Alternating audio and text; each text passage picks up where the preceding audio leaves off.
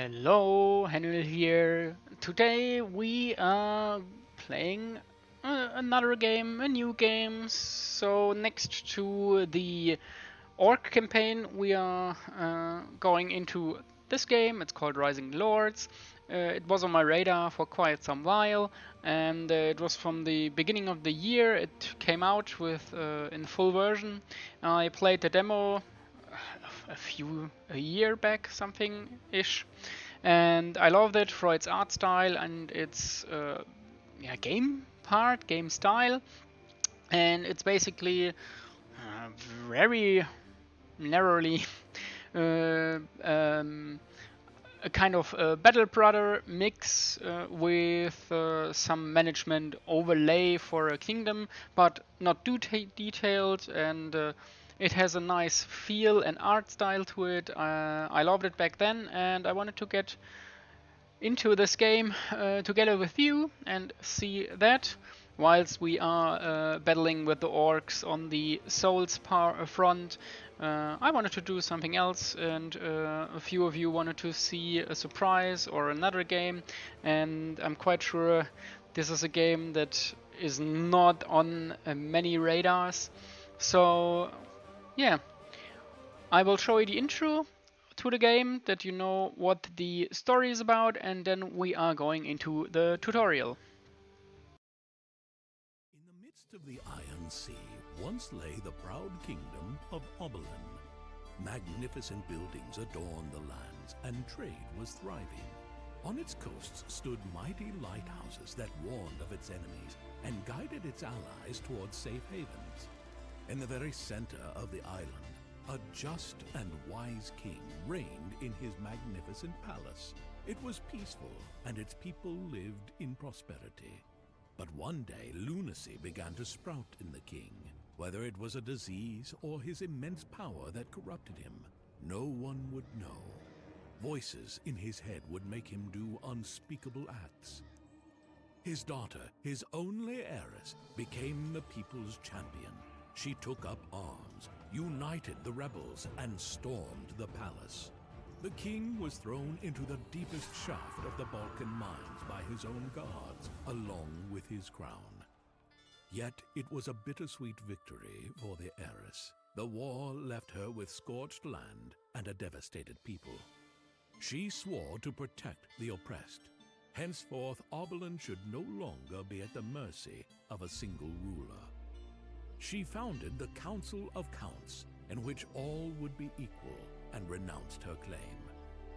Today, the queens and kings of yore are all but a pale memory. After all these years, the Council of Counts has become complacent and selfish. The nobles are feuding and have become corrupt. Bandits lurk along the paths, and wild animals spare no peasants or livestock. The poor and desperate follow those who promise them a better life. Some wish for a return to the old days of kings. In the midst of these troubled times stands a small, secluded castle. This is where our tale of Tancred of Tannheim begins. So after this, we are going into the tutorial first, to get me back into the game and to show you the basics.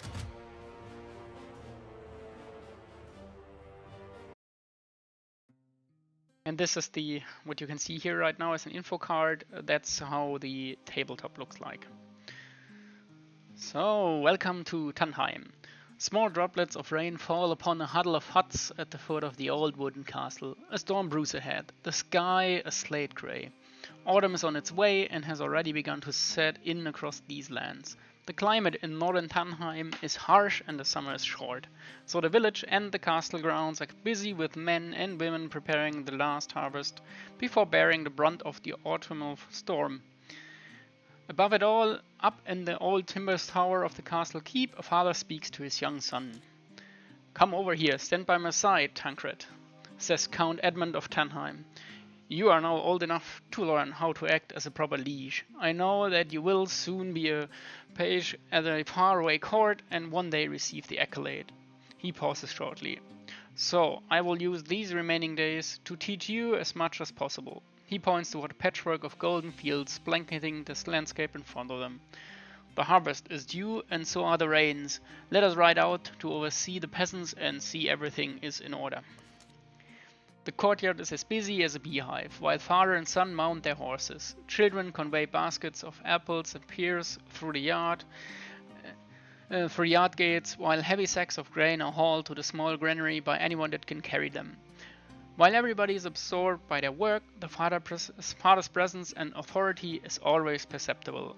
Everyone is taking care that his calm commands and orders are immediately fulfilled. Slowly they steer their steeds through the wooden gates into the small town of Hamalung.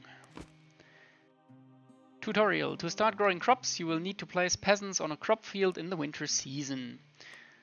They will need to stay there until the harvest at the end of autumn, and to pick up a peasant we use the left mouse button hovering over them. And to drop them, move the left mouse towards the edge of the target location or press right mouse on the target location. Peasants can also be dropped by pressing left mouse and the peasant's indicator arrow is pointing down. And panning the camera by holding the middle mouse button, click on dragging, or by WSD arrow keys or moving the mouse to the edges. And mouse wheel zoom. And to complete the tutorial, we need to successfully perform a series of tasks. To get started, please take a look at the task row in the upper left and labeled hover over this task. So this is the overlay we get. Here's the movement. That's the art style we're gonna have. You can zoom in and zoom out. You see there's a bit more land to this small part. It's hexagonal, as you can see, and yeah, these are our guys. And that's the overview for our kingdom. So we will go into the tasks and what is. So first of all, we hover over the task. Now it wants us to put 2 peasants on the wheat field.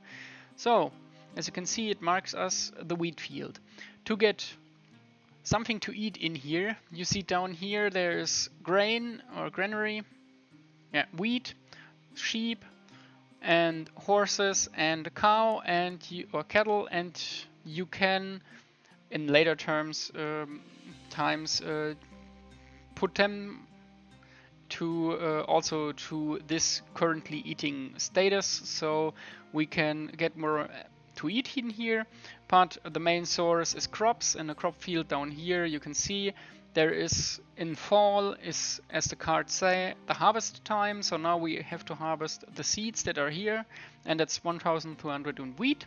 So we put, like it wants us to do, we take 2 guys with 2 double left clicks, and then we put them with a right click in here. And as you can see, it changed the number down here. So we went from -300 because we are eating to harvesting the fields, and the fields for 900 minus the 300 we are using. So that's the math behind it. If I take both away, you can see that we are using 300 rations per turn, or yeah, wheat per turn, and we get 1,200 by harvesting. So 1,200 minus 300, and we are getting this number. And that's the same for all of the rest here, so it's a numbers game. Then they want us to set 1 peasant to the forestry. So the forestry is down here. This gives us wood. So let's get into these stuff over here. That's money. So you can see here we're getting money from taxes.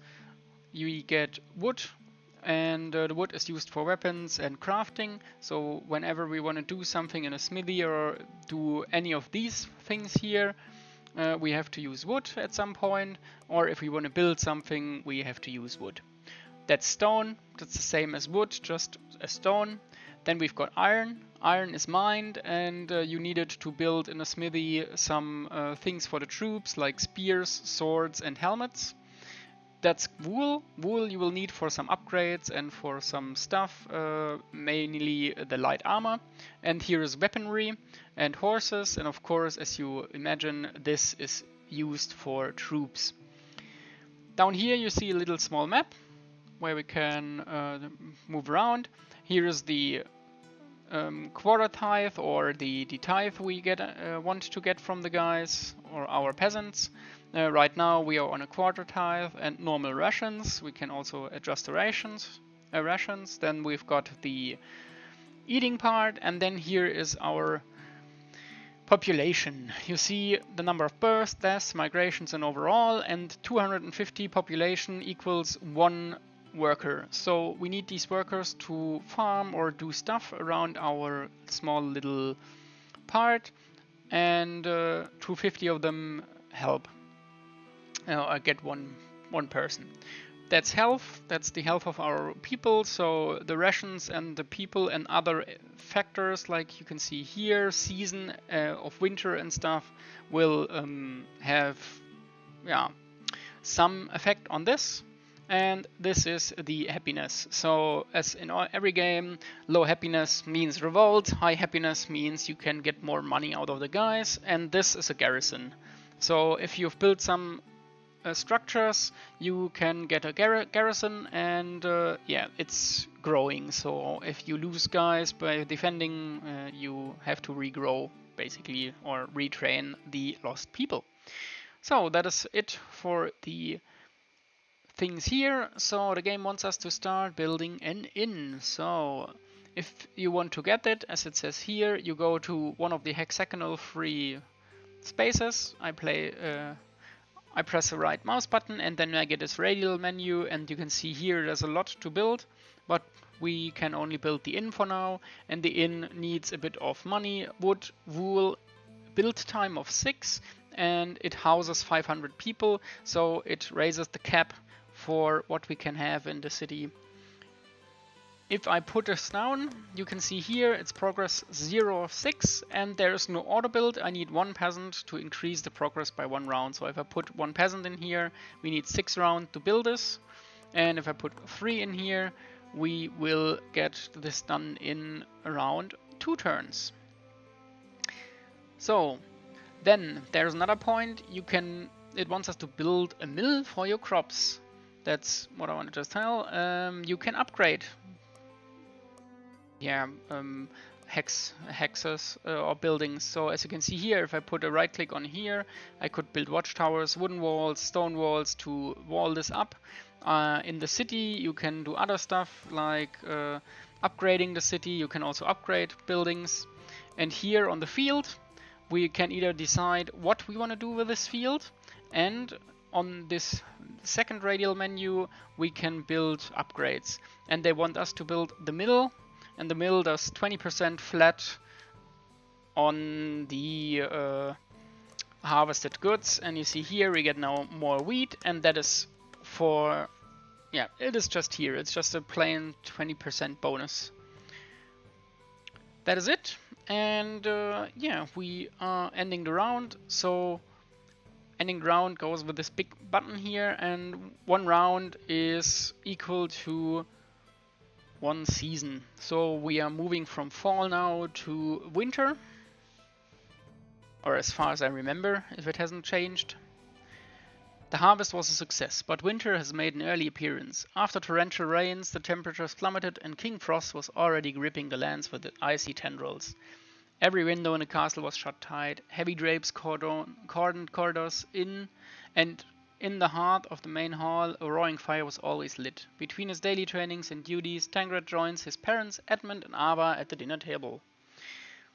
Yes, father, I'm more than happy, or I don't know. I say, yes, we are more than ready. The father smiles at Tancred. You are up to the task, I know it. We should request that the blacksmith craft some weapons. Having adequate weapons for hunting is necessary, and a stockpile for defense essential. Indeed, at times like these we must also ensure we have enough food for everyone to survive the winter. Our storehouses could be fuller, perhaps we could bolster our supplies with the help of a merchant. We could purchase more sheep from him to make up for the lost to the bear. So that's the thing that can happen. Each round you get random events. This time a bear appeared. And we shall send the peasant to get rid of the bear. Wild beasts will frighten your peasants away from the resource. Send peasants to fight the bear so the resource can be used again. I don't know if it can fail. We just do as we are told. So you see winter. In winter we have to sow the seeds for next season. And we have 2 guys here, so that we use the seeds to grow new ones, and also we of course are eating still 300. So if I take them away, we are eating now a bit more, as we are 98 people more than before. Alright, 89 people. So, and if I put them in, they will sow for the next season. Here's the merchant, and we are supposed to buy 20 sheep. Sheep. Here is the sheep. With control click, I can put more in. That's good. More sheep. So I am supposed to start building bows. So if I put right click on the smithy, I can upgrade the smithy, I can demolish this, or I can choose something to produce, and it wants me to do bows. And we need a person. So you come over here, and there's a smithy. And now you see, if I put a smithy in, it changes the wood from 0 to -46, because we are building the crossbows. And you can see here it says that yield is 23 for one person, and it costs 2 wood, so double the wood. And if I put a second person in here, we would have 46 with 92 wood. That's just numbers. Okay, what else? They want to set a field for the herd, so we are doing that. Here are our sheep, 20 sheep. And we have to place a peasant here because we need a shepherd. Without the shepherd, we lose sheep down here, and if I put them in, we gain sheep naturally, of course. And as you can see here, sheep provide wool and food, and move shepherds improved animals growth, but this is not always optimum, depending on the numbers. By green outline. Okay, animals will die without enough shepherds on the field. So if I put the shepherd away, you see we lose all of the sheep. They are just running away, basically. There's a field, there are sheep, and no one is controlling them, so they are running away. And I don't want to eat them because we want to grow them. So if I go over this, now you can see that we're eating 20, and we are birthing 9 new ones, and that's -11 in total. Yes. Okay. Double rations, okay, we do. The winter has been long and harsh, but as a young aspiring noble, martial training remains as ever an important part of the day. On another cold spring morning, Tangred stands poised with his arming swords, facing off with Captain Martek. His trainer and father's aide. The ground of the courtyard is slick with mud, and it feels like the whole morning has been spent sparring. Drained from exhaustion, numb from the chill, it's taking Tankard every ounce of willpower to keep up. Above, atop the wooden walls, the watchman observed the stumbling boy with amusement. Okay. Set taxes to double tithe. So we are squeezing for money, and as you can see, when I change the tithe, the happiness changes with it. Create an army of 100 men with at least 5 knights, 30 archers, 15 spearmen, and 50 peasants. So we are supposed to create an army. That's our father, that's Tankard, that's us. And that's the resources we have. That's the ones you see above here.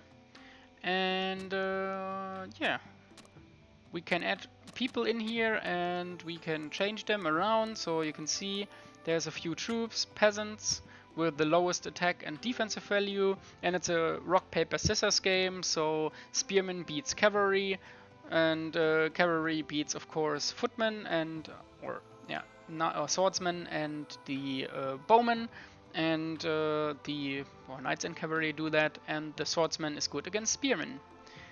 So the peasant is not good against anyone. The archers are not good in melee, but they are very strong on range. So you can see here range bonus is 125, and they do a lot of damage to everyone. The spearman, you can see, has attack value of 4, defense 6, and he attacks knights and cavalry better, but loses against swordmen. And here's the swordman. Good against spearmen, very good against spearmen, better against peasants, and 6 of 7. Then we've got crossbowmen. They are basically the better shooters against the armored personnel, so spearmen, swordsmen, knights, all the guys with the armor, we do double damage. So instead of the 125, we do 250. That's double damage. And over here we have a knight. That's the best unit I've seen so far, with its value. Better against cavalry, crossbowmen and swordsmen, but worse against spears. And here's cavalry. They are worse than knights, less armored, but they are better on damage against swordsmen and crossbows, and worse against spearmen. And that is it. That's the troops we have. And the crossbowmen, I don't know, I think you need 1-on-1, yes. I think the range is lower for the crossbowmen. Anyway, we are going maximum for now, and we kick out the... You see here, it changes also the numbers of my city. So if I take all of my peasants away, we lose all of our happiness. We lose 2 people that work for us. So on the map, we would have 2 guys left, two guys that are missing, because we are taking 587 of our population out of the town. That's morale, and that's the money upkeep we have to work with. So, yeah. I don't want to take them all. They are not good, that's what I remember. Yeah, the numbers say so. They are worst against everyone. We are just getting 3 guys in here to take as bait, and that is it. No, why are you not taking that? 5 knights, 30 archers, 15 spearmen, and 50 peasants. Okay, he wants us to take 50 peasants. Well then. If the game says so, we take 50 peasants. I remember that I put them down in lower numbers. Okay, that's it. And we muster army. Here is our army. Order the army to move to Porter with Perlenbach. So that's a German name. German-ish name. Perlen is a pearl, so it's and Bach is yeah, not a river, but one lower than river, a small trickle of water, let's say. So yeah, that's what that means. And yeah, we're moving. We should end the turn. Let's just see. The bear is fighting. We are sowing. We have sheep, and you are building. Off we go. Next round.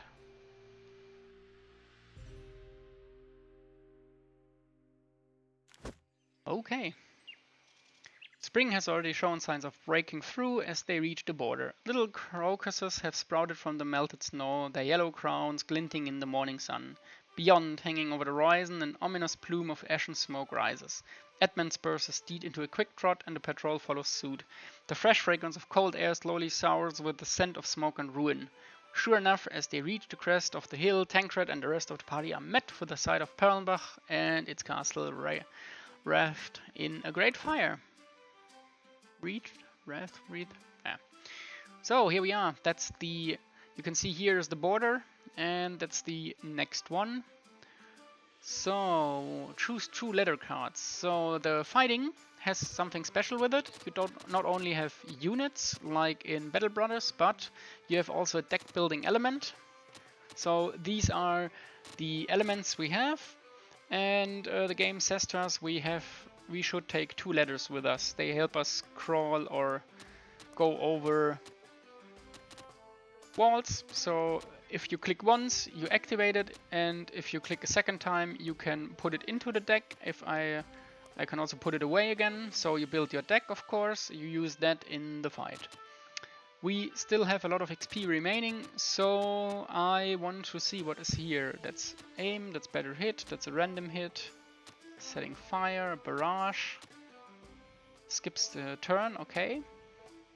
60% on 3 tiles. I remember that this one was quite good, the decoy. It can be played and absorbs 1 attack, basically. You can also see on the indicator, this all is ranged. And here you can see that's for everyone. Yeah. Stakes, help against cavalry. are for bowmen and for swordsmen. Formation. It's quite loud. Let me just wait a minute. Audio, music. Get this music a bit down. Seems a bit loud. So back to the game. We want in here, we take cards, and let's see, is there something new? An obstacle. Okay, I will look at this, have a look at this in the real game when it's really necessary. For now, I will just take as much as I can. So we are going here, take all this with us, take this with us. I mean, it's the last row, it's probably the best. Okay, take everything. That's our deck, that's our guys, and we should move the army to Perlenbach, so here. So if you want to take over a new region, you have to put your army there, and then you have to attack or fight whatever is there, as garrison or armies. And as you can see, it takes 2 turns to traverse from one to the other side. So first to the border and then to the other side.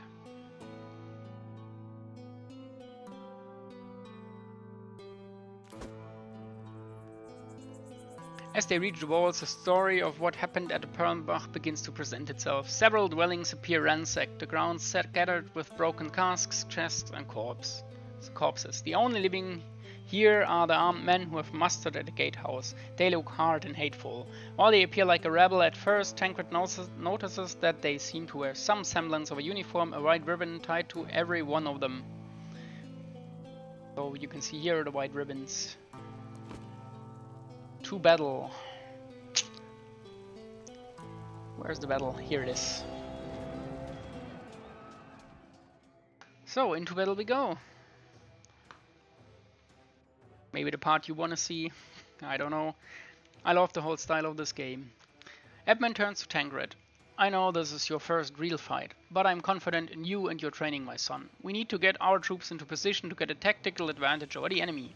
Our spearmen will shelter from the arrows in the defensive wood over there. He points toward the nearby wood on the right. When signaled, they will make for the wall with a ladder. Our knights will charge through the breach, covered by our archers from their new vantage point. Take your first command, Tancred. I shall be by your side, my son, as will our knights. So, this is what the battlefield looks like. It's the same as I remember in the demo. We take our units, we position them on the field. The green ones are ours, the red ones are the enemy, and the flags are, of course, some important parts. So he said the spearmen should go into the woods. The game even says so for us. The terrain also is important, as you can see here. Putting someone in the woods gives you plus 50% range defense and mounted defense. On plains you get a penalty on mounted defense, so cavalry will of course just run over you. In structures you get ranged defense, in swamps you get a mounted defense, so if you're fearing a cavalry charge, go into the swamp. If you go onto the hills, we get a general defensive bonus and a counter bonus, so because you're attacking from above. I don't know what else there is. Structures, yeah. So you put your guys in here, then the shooters, we put them on a hill here, should be in range. The cavalry goes down here. He said we want to go through the breach. There's a breach here, so we use that. Okay, here's the first enemy. This guy, we take him here. We would just want to run through the front gate. And these just go into the swamp. Okay, then into the swamp. Okay, then we have to put our main guy into one of the forces. He wants us to put it with the knight, so we do that. And here are the cards. Now it's how the game plays out. We've got our deck. That's our first cards we get.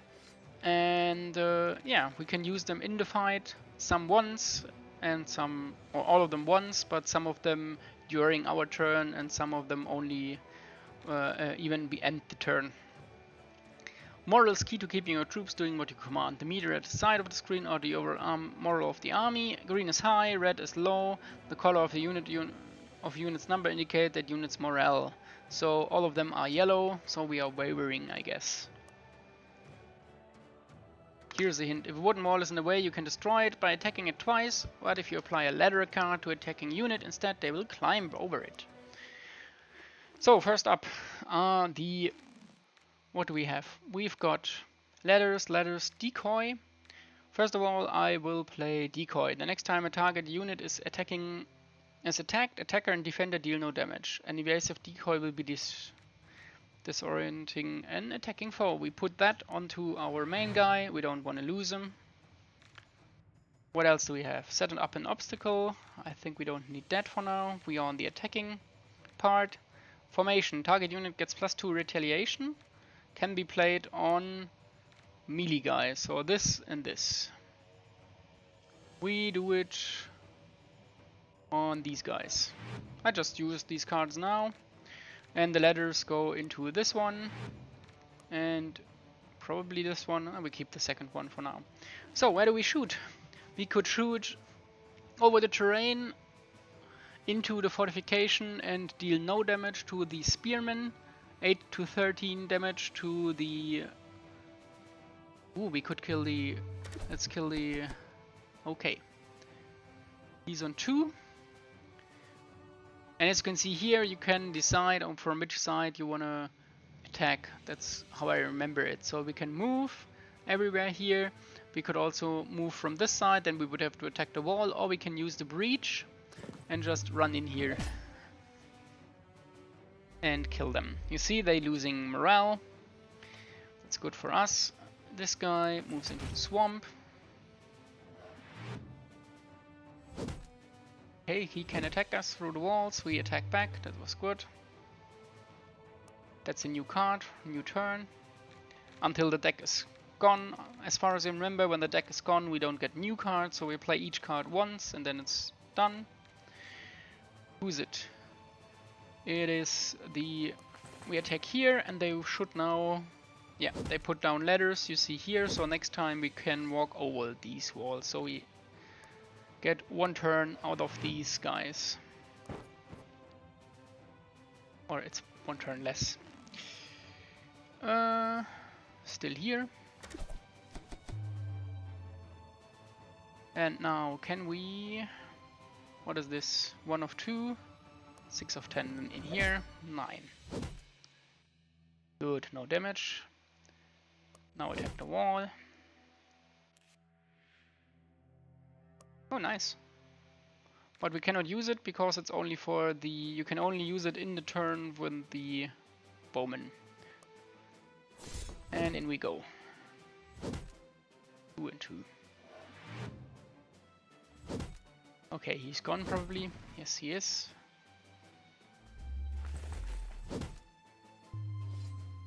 Okay, the swordsman. Good against spearmen. Oh, he had a card active. We cannot see what the card is, but he had the card First Strike active. Good. That's the basics of fighting. And here we are.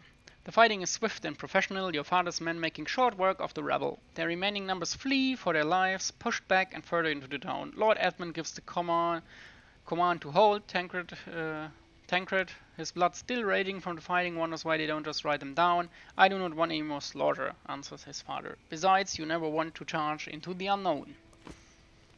So, here we are. This is our new little settlement thingy, and as you can see, if I move between the two, Perlbach and Tannheim, or even here, Perlbach, Tannheim, you can see that each one can be managed separately, and each one of those has the below values for themselves, so their food and their stuff they have for themselves, and up here that's cumulative for all of our guys. So what does he want? Set peasants to extinguish the fire. We can do that. Buy at least 200 casks of beer. Beer will make people happy. Happy people encourage more immigration and prevent rebellion. Use left mouse on the merchant and buy at least 200 beer. Beer is bought in quantities per happiness bonus. So, beer down here. 1 happiness, 2 happiness. And here we are with beer. Send 500 wheat from Tannheim to Perlenbach. Region is famished, send 500 wheat. So we go over here. Ah yeah, down here. 200, 100, 200. Costs us money from Tannheim to Perlenbach. And it takes 1 turn. Oh, 500. Sorry. Off we go. 1 turn. Takes it out of here, brings it over here. Okay, rebuild the walls. Open a tile radial menu by using the right mouse button. Okay, we should repair the wall. Take the wall, repair it. I think walls build themselves, I guess. Use a dwelling here. Okay. In here. So build housing basically. And remove the ladder card from our stacks so you can put cards back into the stack. Open the realm overview info. Okay, down here. I did. The region overview shows the state of your regions at a glance. A green region means there are peasants being used inefficiently, while yellow region is idle peasants. Okay, and the red region means you have fields missing peasants. Okay. If your population is displayed as green, then you are doing well. A yellow population means you will need houses soon, while red means you are over and have beggars in the region. Okay. Activate auto-govern. It can be useful as your realm grows, and the tutorial tanker should focus on upcoming events. Yeah, that's this one. Okay. So go over here. On. And the game does all of the shuffling for us. Okay. Send an army to Terrasso border. Well then, should we do maximum? Ooh, we can take a lot of guys with us. Why not take 500 with us?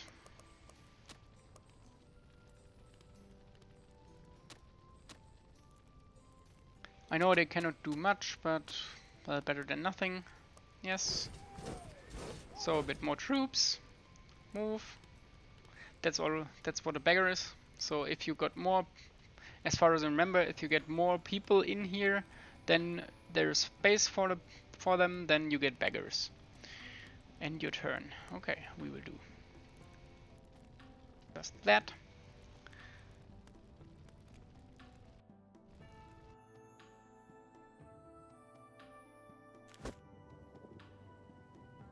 Having left a small garrison behind at Perlenbach, Edmund's host finally catches up with the bandits near the wooded border of Terrasso. They have a baggage train supposedly loaded with their spoils from Perlenbach, along with any other ill-gotten gains. When they spot you approach, they maneuver from their line of march into a defensive stance in a professional manner that belies their appearance. Okay, so bandits. What's happening? Ah, here, battle.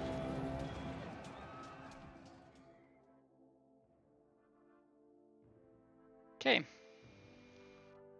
This is all, of course, the curated tutorial part. It's gonna be interesting when we get into the story part. Haven't played that part yet. Or not far. I think at least only a few turns and then the demo was over.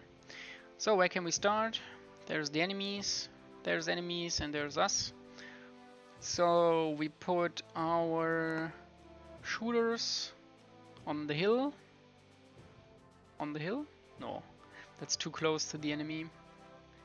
We put swordsmen on the hill. We put the cavalry here to attack this. Then we put the shooters in the structure and we put you over here. And we can assign our guy to anyone. Let's take the cavalry. They've got the best stats. Decoy, formation, gets retaliation bonus, obstacle. We can wall ourselves in, protection against range, and a bit of damage. Okay. So we've got 3 armies on the field. That's us. Pressing right over your attacking unit provides extra turn options. You can entrench to increase defense, delay your turn, or apply relevant cards. Okay.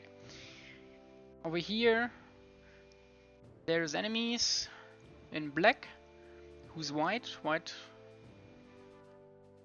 Protect your general and defeat spearmen and archers. Okay, we will try. What do we have? We have a decoy. I think we put the decoy again on our main general, just to keep him safe. You get the retaliation. Can we kill him in one turn? 33 up to 40, maybe. Just go in here. Yes, full on wipe. Strong. Okay, our shooter is up. Can we do this? Nice, both. We hit both of them. For 60% damage, okay. And here are the other armies. Wow, insta-kill. Next time carry attack target unit, it loses, okay. 25%, that's good. Yeah, well, attacking halberdiers or spearmen or whatever that is with your mounted guys is probably not the way to go, to be honest. And here you see the difference of hill defense, counter defense, with added counter bonus, and swordsman against, yeah, well, spearmen. Can we attack here? No, we cannot. Okay. I can move 2, but I cannot attack. Okay, so I can move 1 and attack, or I can move 2 but without attacking. Understood. We go in here, into the forest, onto these guys.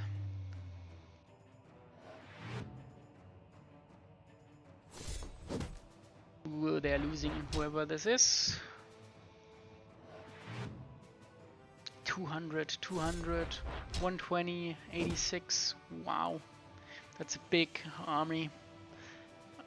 I guess we will have a problem here if we have to fight all of this. And they are gone.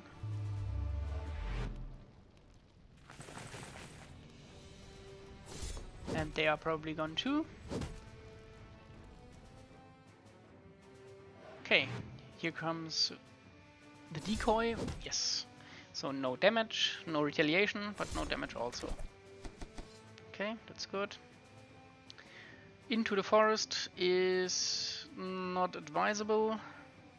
1 or 2 also not good. And here we cannot attack out of range. Okay. Oh, what was this? Oh, I can jump to the units through this. Interesting. Okay. Well, do we attack and get retaliation? No, it's too long. We're bringing up to here and wait here. Okay, it seems like you have 5 cards maximum, and if you are not on the maximum, you will on your turn draw the next card. What do we have? A trap, skill card. Okay, this one. We can of course not see what the enemy is doing.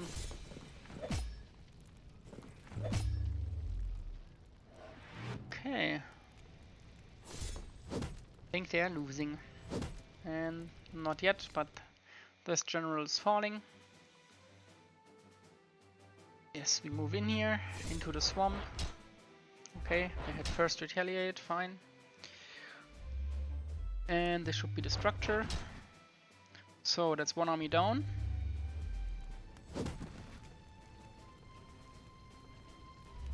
After a short and brutal struggle, the enemy fighting Tancred's rearguard retreat, but the scene up front is horrific. His father's troops are swarmed by hundreds of warriors coming out of the woods. As he sees the banner of his house go down, cold fear grips his heart. Gather your strength and try to save your father, try to save your men from the overwhelming enemy retreat. Let's run into it. Tancred spurs his horse, ignoring the voice of Matek. Luck is on his side as he rides through the fighting towards the banner of Tannheim. As Tancred reaches his fallen father, everything around him seems to slip from his senses and his whole world is reduced to a patch of blood and mud. Rushing to his father, Tancred stoops to a kneel and clutches his hand, oblivious that his father's knights have formed around them, fighting like hell to keep the attackers at bay. Seeing the destruction wrought upon his father's helm, Tancred's hesitant to lift the visor for fear of what he may see. He feels a squeeze grip his hand, then another strong hand, this time from his father's gauntlet. Before he can react, Tancred is suddenly pulled up from his knee, his mail coif choking his neck.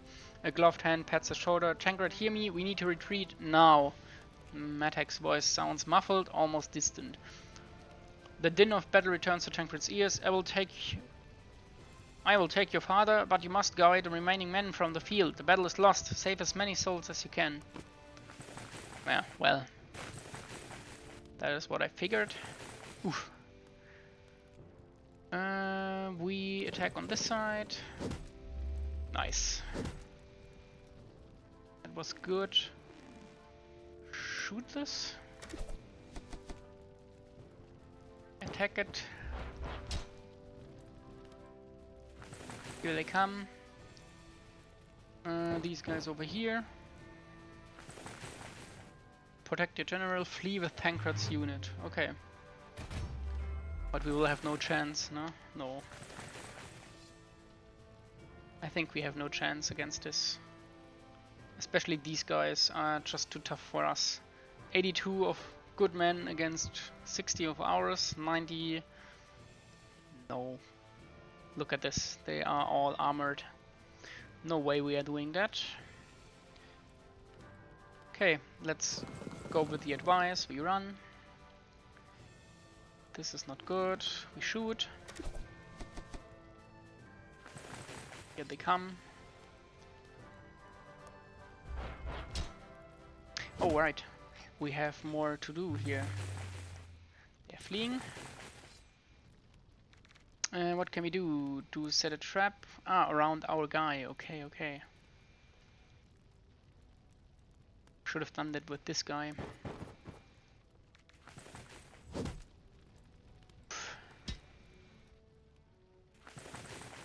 Comes few enemy skill cards. This one. How does this work? Cannot be applied, cannot be applied. How does this work?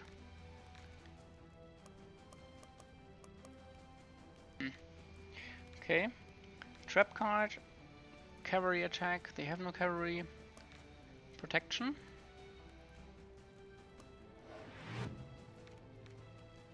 Just to help. Oh, obstacles, right? We can put down obstacles. Ah, your turn. It's your turn, okay. Trap also around here, okay. We go here. And we flee. Yeah, no way we won that. No chance.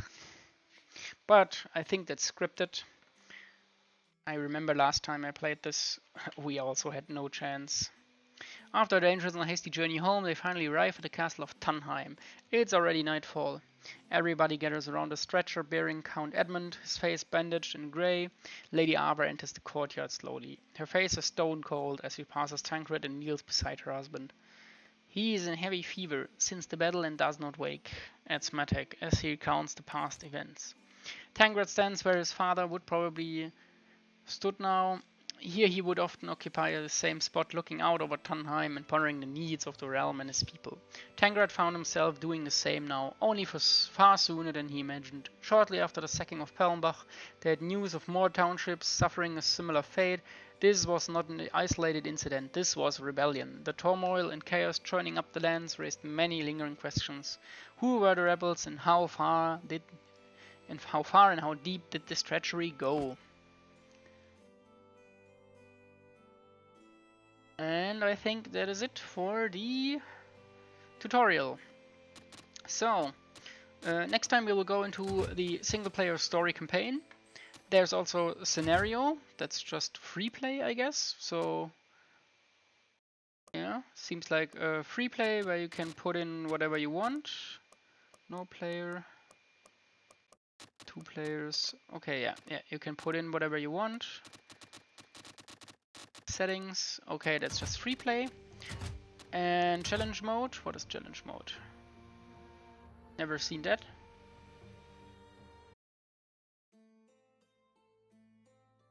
Dum, dum, dum, dum. Okay, welcome to Challenge Island. Challenge Island is a special game mode for experienced players. Recommend finishing tutorial and play a few regular scenario games before trying Challenge Island. Available, your army is triggered every time you end your turn. Each turn will be more difficult and challenging. You will receive additional quests and challenges. Now and then can be completed additional rewards. Okay. Grow your army. You can choose from either gold or people to get you choose. Okay, let's take people. Peasants, yeah, that's fine. That's just the usual. Okay. Challenge mode. Let's go back to the title screen. And I will see you for next time, and we will try the single player, the real gameplay. So thank you for watching, and we will turn into the single player next time.